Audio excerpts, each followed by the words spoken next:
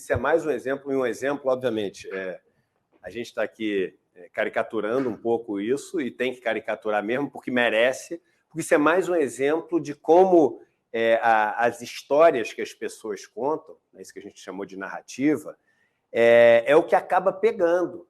É o que acaba pegando. Então, ontem, na rua, né, eu fui fazer um monte de exame de manhã, por isso que eu não participei do programa aqui ontem de manhã.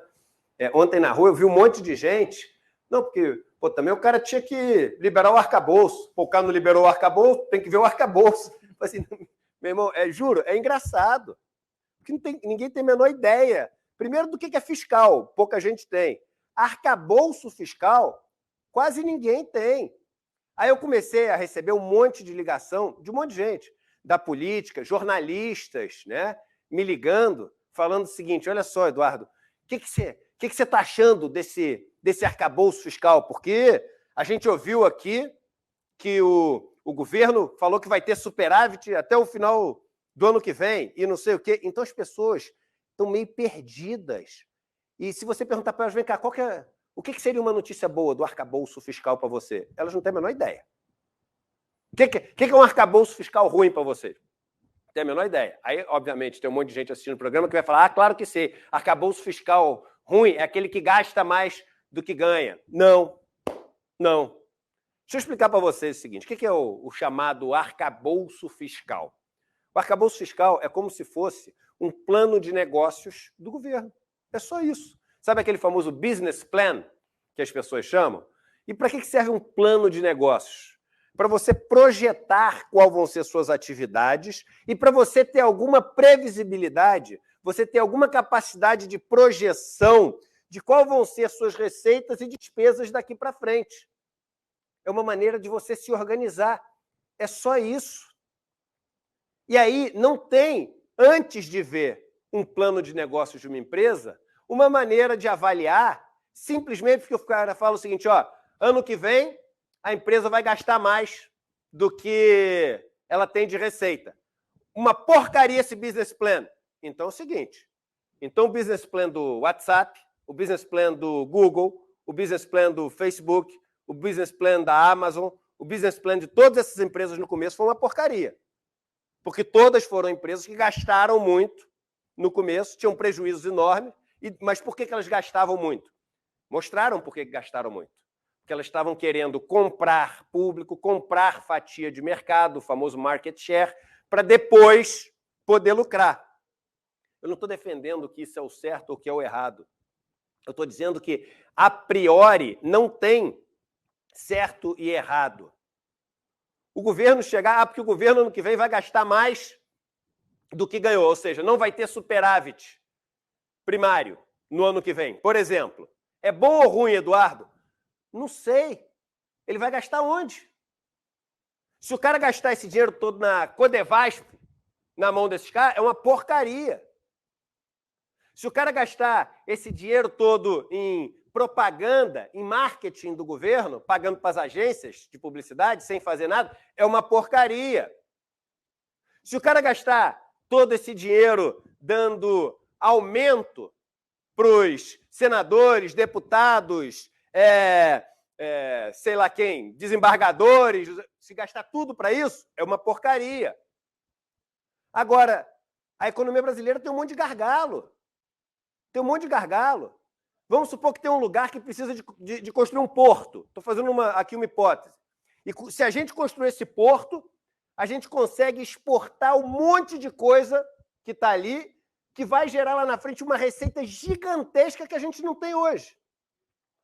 Vamos supor que a gente precise construir uma estrutura para poder, enfim, ter um parque de refino no Brasil e poder ser autossuficiente nos derivados de petróleo. Vamos supor que a gente vai gastar esse dinheiro em investimentos em ciência e tecnologia que vão fazer a nossa indústria ficar mais competitiva. E lá na frente vai ter uma arrecadação muito maior por causa disso, porque as empresas vão vender muito mais. Vamos supor que a gente vai investir para criar controles e ter muito menos evasão fiscal, ter muito menos sonegação de imposto. Aí, esses gastos são, assim, imprescindíveis. E a gente sabe que está gastando 10 para lá na frente recolher 50. Investimento, né? É o chamado investimento. Agora, quando você vê a mídia falando o seguinte, se não tiver superávit ano que vem é uma porcaria. Cara, isso é tão raso, isso é tão superficial. É igual você olhar para uma empresa e falar o seguinte, pô, numa boa, deixa eu ver o plano de negócio da empresa, mostra aí ano que vem, quanto tem de investimento, o número. Só quer, não, me dá o número. Quanto tem de investimento, quanto tem de previsão de receita. Ruim. Bom, ninguém faz isso. Todo mundo sabe. Como é que você faz isso para um país? Como é que você vai? Se você chegar para mim e falar o seguinte, olha, ano que vem a gente vai ter mais gasto do que receita, porque a gente está vivendo uma pandemia e vão morrer 500 mil pessoas se a gente não gastar agora. Tu tem que gastar. É um déficit que ele é absolutamente imprescindível. Foi o que o mundo fez na pandemia. Então, assim, o momento faz diferença, onde você vai gastar faz diferença, o que você espera ter de retorno e a previsibilidade disso faz diferença. Em outras palavras, o diagnóstico, a leitura de país que está embarcada naquele plano de negócios, eu prefiro chamar de plano de negócios do que arcabouço fiscal. Plano de voo. É um plano de voo. É um plano de voo. Aí faz sentido. Agora, da forma como a mídia está tratando, e as pessoas na rua, tu vai tomar um pingado ali na padaria, tu chega e vê um pingado, não sei o quê, meu irmão, esse arcabouço aí tá... Pô, o cara tem que soltar esse arcabouço logo. Senão, Roberto Campos Neto não pode cair, eu juro. O cara tá até tentando, mas não sai o tal do arcabouço. Olha que loucura que virou o papo. O cara tá ganhando a discussão e o tal do arcabouço é culpa do Haddad. Sempre tem um arcabouço fiscal. Não é que esse governo vai fazer um arcabouço fiscal.